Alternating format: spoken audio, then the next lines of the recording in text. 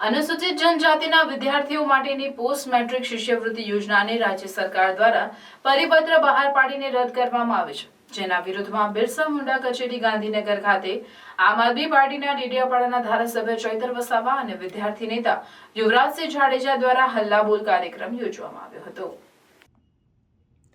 ધારાસભ્ય ચૈતર વસાવાએ મીડિયા સમક્ષ પોતાની વાત રજૂ કરતા જણાવ્યું કે 2010થી જે પોસ્ટ મેટ્રિક શિષ્યવૃત્તિની યોજના ચાલુ હતી તે યોજનાને ગુજરાત સરકારે પરિપત્ર બહાર પાડીને બંધ કરી છે।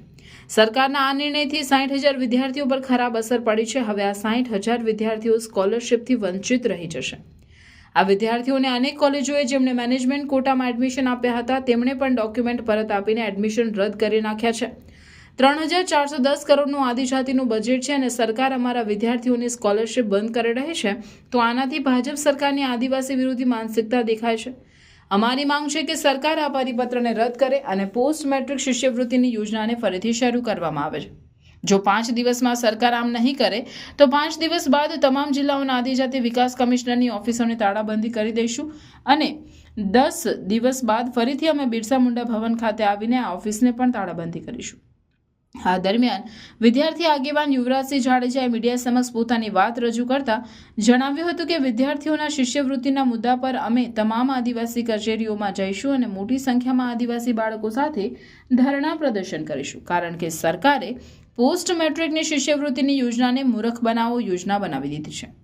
આ શિષ્યવૃત્તિ હેઠળ પહેલા બાળકોને જે મળવાપાત્ર મેનેજમેન્ટ કોટાની શિષ્યવૃત્તિ હતી તે સરકારે બંધ કરી દીધી અને તેના કારણે 60,000 વિદ્યાર્થીઓને નુકસાન થઈ રહ્યું છે।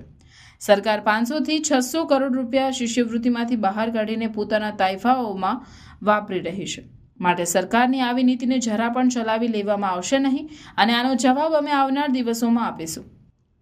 હવે હાલ સરકારને 5 દિવસનો સમય આપવા માટે આવ્યા છીએ અને અમે કહી રહ્યા છીએ કે સરકાર આ મુદ્દા પર કમિટી બનાવે અને આ મુદ્દા પર નિર્ણય લેવામાં આવે। જો સરકાર આમ નથી કરતી તો આ તમામ આદિજાતિ કચેરીઓની અમે તાળાબંધી કરી દઈશું।